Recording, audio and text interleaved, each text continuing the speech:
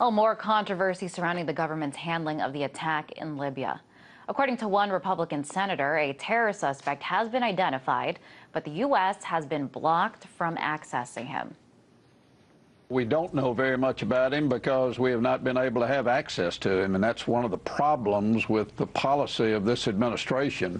The Turks did take possession of him, but they weren't prepared to let us have any access and didn't. And now that they've turned him over to the Tunisians, I hope maybe eventually we will, but at this point in time, we've not had access.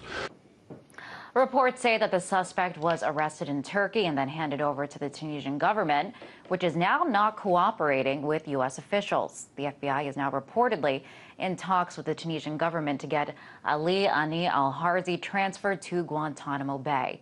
For more on this, former CIA analyst Ray McGovern joins us here in our D.C. studio. Ray, welcome. Thanks for coming to the studio.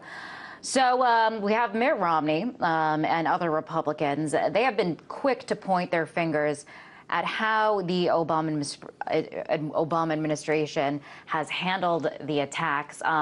Is this recent attack justified? Well, I think the attacks reflect the poverty of discussion with respect to real differences between Romney and Obama. They apparently agree on just about everything else, and so they're really reaching, you know.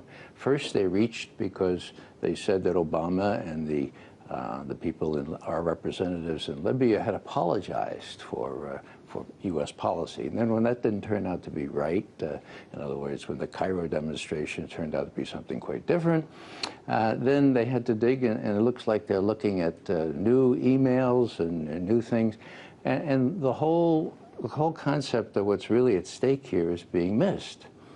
Now, you know, I was really gratified to know that Hillary Clinton, our Secretary of State, sometimes watches our programs here at RT. Really? You know, she said she does that when she's traveling, in particular because she finds very thin gruel in the networks and the cable channels here in this country. You well, didn't interesting. know that. It's nice to know that she tunes in. So I'd like to, you know, if she's watching tonight, I'd just like to tell her that you know, I agree. We understand that she can't protect all her diplomats. But the question really is not adding still more security. The question is why we face this incredible threat of people who want to do us harm, and number two, have the weapons with which to do that. Now, you may recall 2 weeks ago, I was on this program, and it was actually you were covering it there, the hearings, the ESA hearings. Yeah, the first congressional hearing regarding Do you remember the what their star witness, Eric Nordstrom, the regional security officer for the Department of State, 14 years of experience, what he said?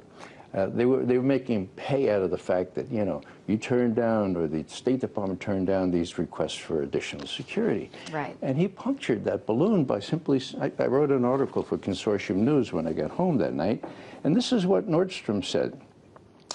Having an extra foot of wall or an extra half dozen guards or agents would not have enabled us to respond to this attack. Quote, the ferocity and intensity of the attack was nothing that we had seen in Libya, or nothing that I had seen in my entire time in the State Diplomatic Security Service. So the question is, hello, what's different? So if Hillary Clinton wants to fix this problem, and Madam Secretary, if you're listening, there's a very simple solution. Number one, you don't attack countries from the air with bombers or drones. Number two, you don't kick down people's doors. Number three, you don't overthrow governments.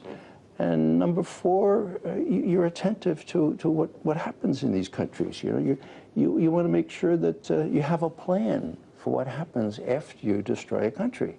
Now, you can remove Gaddafi, you know, but there's a lot of resentment grows up against that.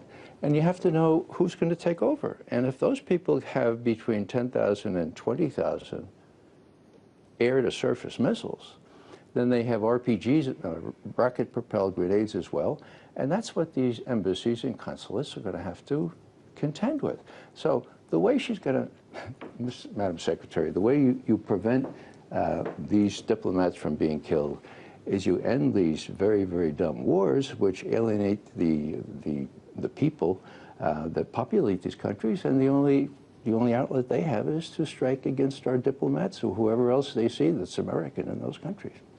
Now, after, as you just pointed to, after Gaddafi was overthrown, there was a situation in Libya was very unstable, very volatile, and you know, there's a lot of political back and forths right now over whether or not President Obama referred to whoever perpetrated the attacks as terrorists. You know, in the last debate, Mitt Romney attacked him for not calling them terrorists off the bat. Of course, he asserts that he did from the very beginning.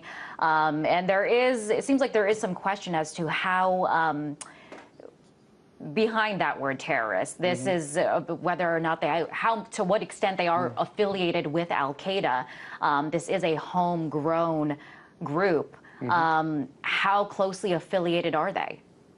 Well, I don't know, and I don't think anybody knows. Okay, that's the problem. When you get involved in a country like this militarily, you should have some sort of knowledge as to who's who.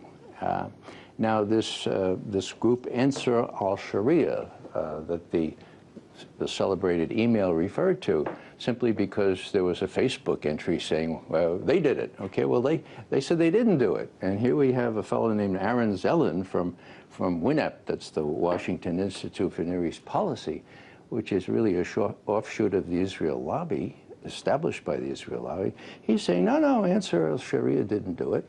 So you have even the right punching holes in that. And the question that I'm trying to get at here is that this is the policy. It's not the lack of security.